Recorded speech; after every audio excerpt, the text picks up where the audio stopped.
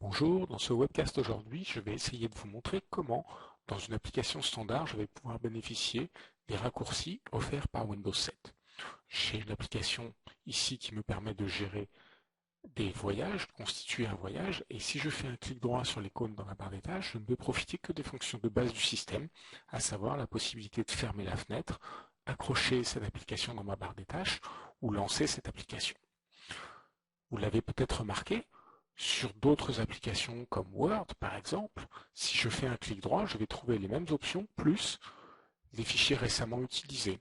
Si je prends comme exemple Outlook, je vais trouver toujours ces mêmes options, mais je vais trouver également des raccourcis vers des actions particulières, ce qu'on va appeler des tâches. Évidemment, vous pouviez vous en douter, tout va se passer dans mon outil préféré Visual Studio. Pour ajouter mes listes, je vais aller éditer le fichier app.xaml et je vais rajouter des éléments ici, jumplist.jumplist. Dans ces balises, entre ces balises, je vais rajouter mes fameuses jumplists et je vais commencer par ajouter des options de type tâche.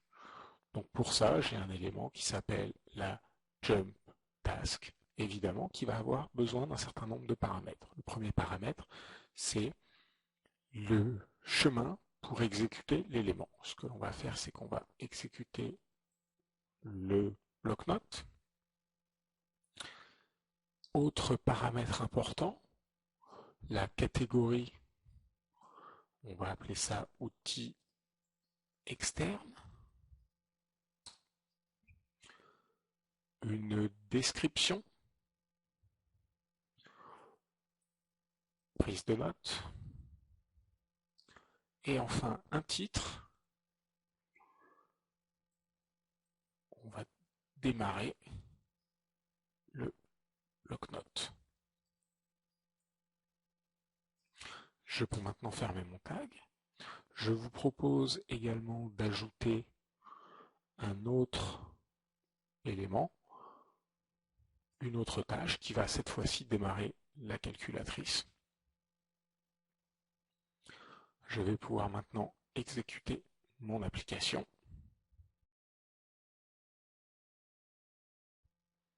Voilà, mon application s'exécute maintenant et vous voyez que sur mon icône, quand je clique, je vais retrouver mes deux éléments avec les catégories, les titres que j'ai donnés et évidemment, quand je clique, je lance bien les actions que j'ai précisées. Vous noterez que tout n'est pas parfait et les icônes qui sont utilisées par défaut sont les mêmes que les icônes de mon application et nous allons essayer de retourner dans Visual Studio pour améliorer ça. Retour dans Visual Studio donc, vous noterez que j'ai fait un petit peu de ménage dans mon code. Je vais donc maintenant rajouter deux propriétés pour préciser quelles icônes est-ce que je vais utiliser. Donc je précise l'exécutable et l'index de l'icône que je souhaite utiliser. De la même manière, pour ma deuxième tâche, je vais préciser le chemin de l'exécutable qui contient l'icône et son index. Il ne me reste plus que maintenant qu'à exécuter mon application une nouvelle fois.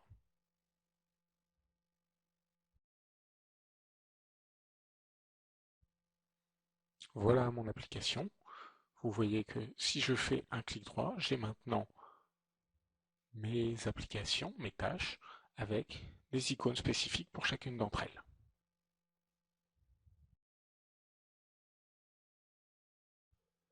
Bien, comme nous l'avons vu, nous avons facilement pu ajouter des outils externes à notre application. Maintenant, ce qu'on va essayer de faire, c'est d'ajouter des raccourcis vers notre application, vers des paramètres spécifiques de notre application. Alors pour cela, je vais retourner dans Visual Studio et je vais ouvrir le code C# de mon application. Et je vais créer une nouvelle méthode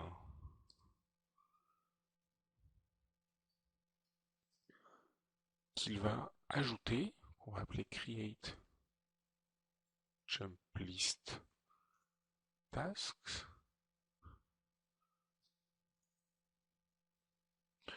qui va prendre en paramètre un objet de type main_view_model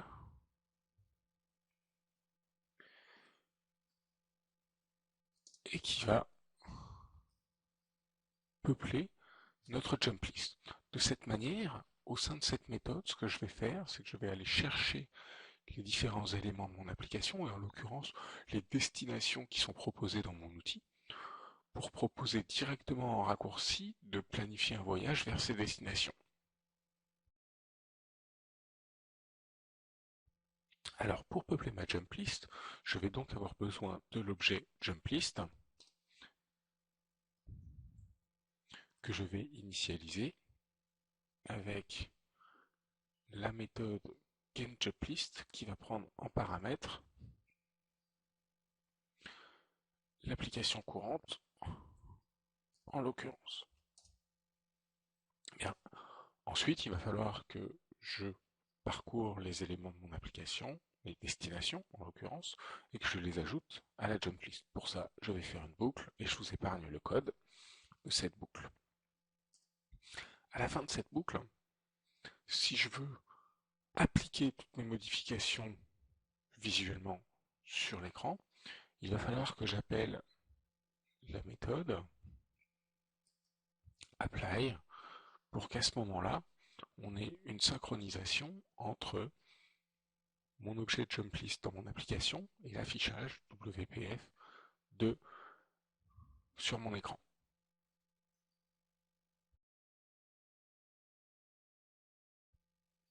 Alors avant d'exécuter notre application, nous allons faire les perfectionnistes. Vous vous souvenez qu'initialement, quand on avait ajouté des éléments dans notre jump list, ces éléments prenaient par défaut l'icône de l'application. Or, c'est pas forcément ce qu'on veut, et donc ce qu'on va faire, c'est que plutôt que d'avoir une icône par défaut qui ne me plaît pas, je vais supprimer l'icône, et pour ça, je vais tout simplement préciser un index d'icône à -1. Autre élément important, quand je vais cliquer sur un des éléments de cette liste, je vais démarrer une nouvelle instance de mon application. Mais cette nouvelle instance de cette application ne pourra fonctionner que si je spécifie le paramètre Working Directory. Et donc ce que je vous propose, c'est de le fixer au répertoire courant.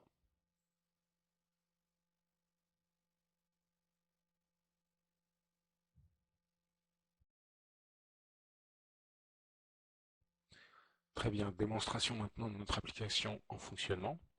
Vous pouvez voir ici, lorsque je clique, je trouve bien mes nouveaux raccourcis remplis avec le code que nous venons d'écrire.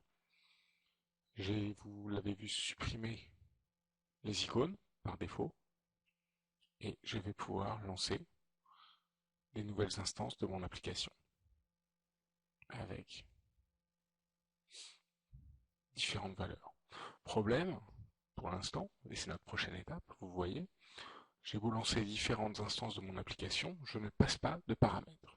Donc c'est ce que nous allons traiter maintenant. Nous allons utiliser des paramètres pour que, en fonction du choix que j'ai fait dans ma jump list, le comportement de mon application soit légèrement différent.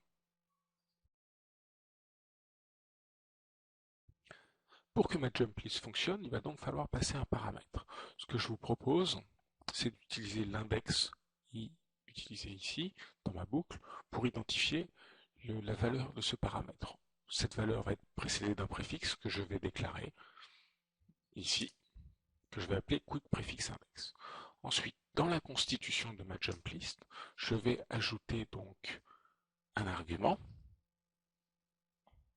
qui va être constitué du préfixe plus la valeur de mon index.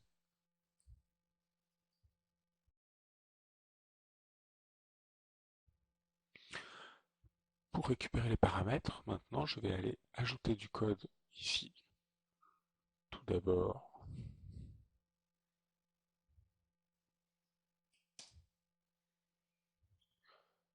et dans ma classe application, je vais parser les paramètres, les arguments qui sont reçus pour retrouver ceux qui commencent par le Quick Start préfixe et attribuer la valeur au Startup Index.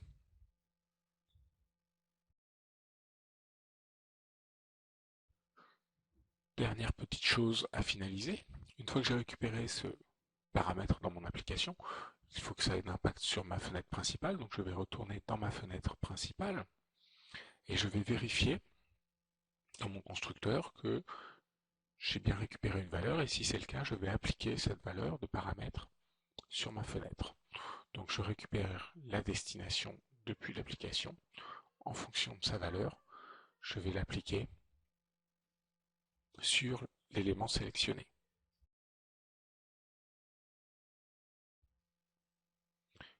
Il ne nous reste plus qu'à lancer un nouveau build. Nous n'avons donc plus qu'à exécuter notre application. Cette application se lance sans paramètres et quand je fais un clic droit sur mon icône, je vais retrouver tout ce que nous avons construit dans la jump list, y compris les destinations. Et quand je sélectionne une destination, vous le voyez, je lance une nouvelle instance de l'application, mais cette fois-ci en utilisant la valeur de mon paramètre. Voilà, c'est la fin de cette première partie. Nous avons donc vu comment créer une jump list avec des outils externes ou alors directement depuis des données spécifiques de l'application. Dans une deuxième partie, nous verrons comment ajouter à notre application, sur l'icône, une barre de progression de notre travail en cours.